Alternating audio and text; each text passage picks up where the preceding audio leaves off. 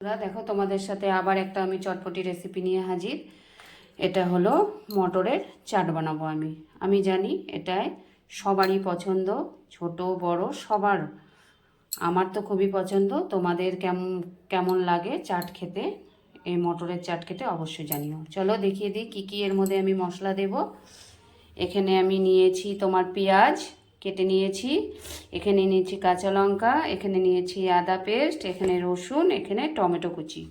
আর মশলা এর মধ্যে আমি দেব ধনে পাউডার, এখানে দেবো জিরে গুঁড়ো, এখানে দেবো কাশ্মীরি লঙ্কার গুঁড়ো কালারের জন্য।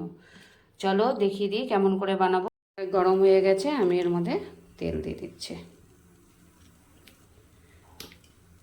এটা গরম হয়ে গেছে, আমি এর মধ্যে দিয়ে দিলাম গোটা জিরা, দিয়ে দিলাম ফোড়নে দুটো তেজপাতা, দিচ্ছি কেটে রাখা পেঁয়াজগুলো, দিয়ে দিচ্ছি তোমার টমেটো,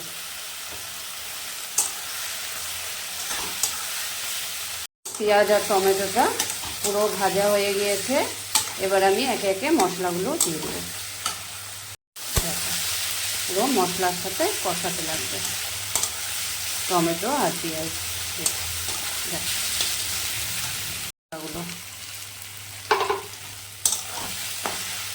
ও তেল পুরো ছেড়ে দিয়েছে, তার মানে মশলা ভাজা ভাজা হয়ে গেছে। এর মধ্যে আমি অ্যাড করছি লবণ,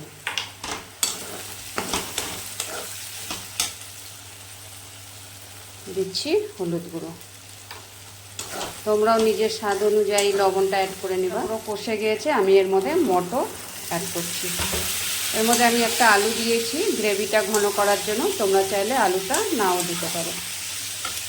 দেখো মশলাটা পুরো মটরের সাথে একদম কষে গিয়েছে, তেলও ছেড়ে দিয়েছে।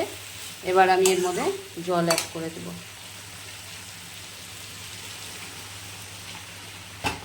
10 মিনিট এবার ফুটতে রেখে দিচ্ছি। হয়ে এসছে, এর মধ্যে আমি দিয়ে দিচ্ছি গরম মশলা।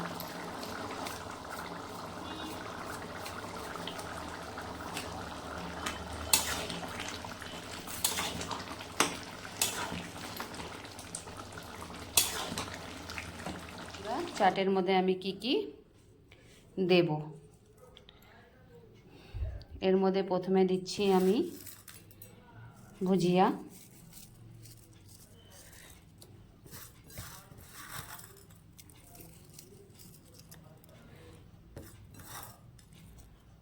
তারপরে দিচ্ছি আমি কুচিয়ে রাখা শসা,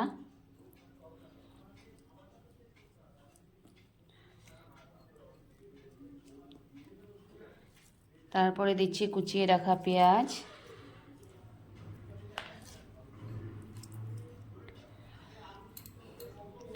তারপরে দিচ্ছি তোমার চাট মশলা, তারপরে সামান্য লেবুর রস,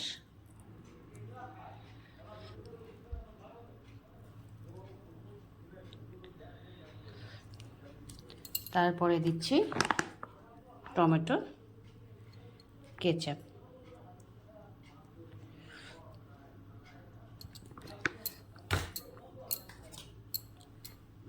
দেখো বন্ধুরা, আমার চাট পুরো রেডি। দোকানের মতন হয়েছে কিনা অবশ্যই জানিও। এটা জানি সবারই খেতে পছন্দ, ছোট বড় সবারই। আবার এরকম তোমাদের সামনে কোনো চটজলদি রেসিপি নিয়ে চলে আসবো, চটপটে রেসিপি নিয়ে চলে আসবো। ততক্ষণের জন্য টাটা।